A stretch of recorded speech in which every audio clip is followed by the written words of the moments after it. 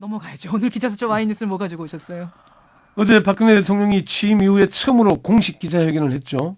했습니다. 예, 뭐 여러 가지 경제 핵심 3개년 계획, 이산가족 상봉 제안 등 많은 얘기를 했는데 제가 기억에 가장 남는 대목이 통일 대박. 많은 분들이 다 그 부분을 지금 유행어 됐어요. 통일은 대박이다. 그래서 박근혜 대통령이 왜 갑자기 통일은 대박이라는 얘기를 했을까? 그 부분을 가지고 다뤄볼까 합니다. 이 통일은 대박이라는 얘기가 어떤 맥락에서 나왔는지 일단 좀 들어볼까요? 박근혜 대통령 발언부터 들어보시죠. 통일 비용이 너무 많이 들지 않겠느냐, 굳이 통일을 할 필요가 있겠는가 하고 생각하는 그런 분들도 계시는 것으로 압니다. 그러나 저는 한마디로 통일은 대박이다, 이렇게 생각을 합니다. 박근혜 대통령이 언급한 통일 대박 이 얘기는 통일의 효과, 특히 경제적 측면에서 효과를 강조한 것으로 보입니다.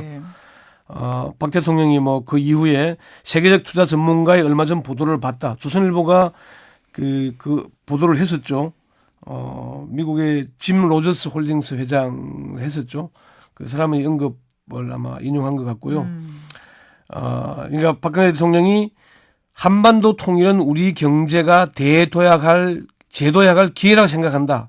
아마 그 부분이 핵심이 있는 것 같습니다. 그렇군요. 그러면 왜 이 시점에서 통일 대박이라는 말이 나왔을까요? 왜 했을까요?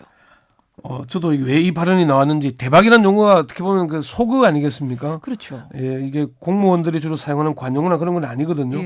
그래서 여권이나 청와대 관계자들에게 물어보니까 대체로 사전에 준비된 발언은 맞는 것 같다.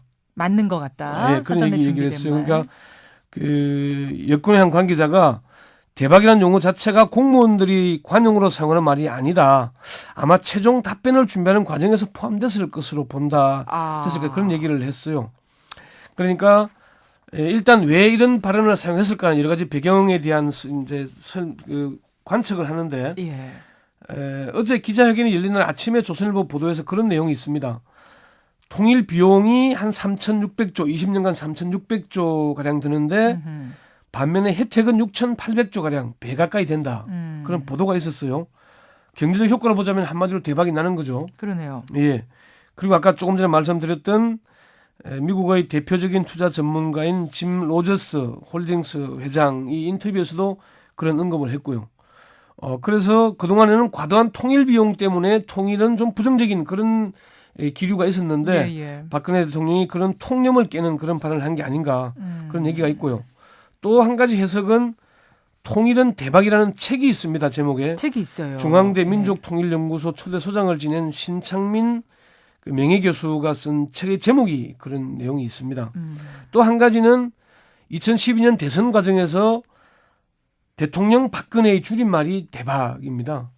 그렇게 홍보를 했었던가요? 예, 그런 박근혜 진영에서 그런 얘기를 많이 했었거든요. 그래서 그런 데서 나온 얘기가 아닌가, 그런 여러 가지 해석들이 있습니다. 그렇군요. 어쨌든 사전에 준비된 거는 확실하다, 이런 말씀. 그러니까 기자회견 내에서 기자들이 질문할 질문 내용 이런 게 사전에 정해지잖아요. 그래서 사전에 준비됐을 가능성이 높다, 이렇게 보는 그러니까 거죠. 지금 이제 이 이야기가 나오고 나서 통일이 도박이냐, 웬 대박 얘기냐, 이런 비판도 있긴 있습니다만 전반적으로 통일이 좋다는데 여기에 이의 제기를 할 사람은 없을 것 같고, 중요한 건 통일이 정말 대박이 되려면, 정말 통일이 되려면 무슨 구체적인 방법론이 따라야 되는 거 아니냐, 이 부분에 대한 지적 있습니다. 맞습니다. 저건 공감을 하는 통일 전문가들, 대북 전문가들도 공감하는 부분은, 어쨌건 그 대통령이 신년사에서 이렇게 긍정적인 메시지, 통일은 대박이라는 긍정적인 메시지를 던진 데 대해서는 저건 긍정적인 평가들을 합니다. 그렇죠. 다만 아쉬운 점은 어떻게 통일 대박을 이루겠다는 그 방안이 없다는 점이거든요. 그러니까 박근혜 대통령의 어제 기자회견 내용을 보면은 핵심적인 장벽을 북핵 문제로 하잖아요. 북한 핵 문제가 해결되면 북한이 핵을 포기하면이라는 전제가 붙어 있거든요. 그 전제가 없으면은 아무것도 하지 않겠다는 얘기가 되니까 과연 이게 정말로 통일 대박을 위해서 적극적으로 남북관계 개선에 나설 것이냐, 그 부분에는 아직도 의문부호가 붙어 있습니다. 이명박 정부의 대북 정책에서 얼마나 구체적으로 나아간 것이냐, 이 부분에는 아직도 물음표가 찍히는 부분인 거죠. 그렇습니다.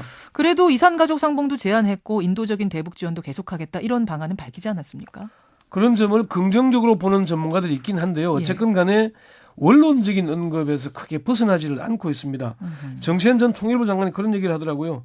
유감스러운 것은 이산가족 상봉을 제의하면서 정말로 성사시키겠다는 의지가 안 보인다는 점이다. 예. 이산가족 회담을 하려면 북한이 바라는 금강산 관광 재개 문제와 같이 연계되어 가야 될 텐데 예, 예. 일단 이산가족 상봉을 던지기만 했지 북이 받든지 안 받든지 그건 관계하지 않는다면 그게 무슨 진정성이 있는 의미가 거냐. 없는 거죠. 예, 그런 얘기를 하고 있어요. 그게 걱정이 되는 거죠. 네네. 알겠습니다. 그렇다면 통일 대박이란 말이 이제 결국 정치적 수사에 불과한 거 아니냐. 거기까지만 나오고 그 다음이 없는 거 아니냐. 이 걱정 어떻게 생각하세요? 사실 좀 그 점을 우려들 하고 있습니다. 통일은 대박이라는 말 자체로도 왜 통일이 필요한지를 상징적으로 보여주는 것이니까 의미가 있는 건 틀림이 없습니다. 예, 예. 그렇지만 통일은 대박이라고 해서면서 원래 대박이 요행수 아니겠습니까? 그러니까 대박을 이루기 위해서 적극적으로 행동할 것이냐 아니면은 북한이 핵을 포기하면이라는 전제만을 깔고 감나무에서 홍시가 떨어지기를 기다릴 것이냐 이 문제거든요. 예. 기다린다면은 통일은 요행수밖에 안 되는 거잖아요. 그러면 그건 정치적 수사에 불과하죠. 누군가는 뭐 심하게 표현하자면 말장난에 그칠 수밖에 없는 건데 예.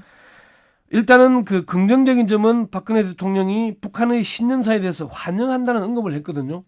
몇 가지의 좀 긍정적인 얘기들이 있어서 좀 앞으로 박근혜 정부가 정말로 남북 관계를 풀어나갈 수 있는 진정성 있는 접근을 하느냐. 그렇죠. 이걸 지켜볼 필요가 가늠자가 될 것인데 일단 좀 지켜봐야 되겠지만은 박근혜 대통령이 밝힌 점만으로 보자면은 정치적 수사로 끝날 가능성이 높습니다. 그렇지만은 몇 가지 긍정적인 점으로 볼 때 남북 관계가 어느 순간 진전될 수 있지 않겠습니까? 예, 예. 그리고 이런 언급을 할 때는 뭔가의 움직임이 있지 않겠냐. 그런 관측도 있거든요. 그래서 좀 더 지켜볼 필요가 있겠다.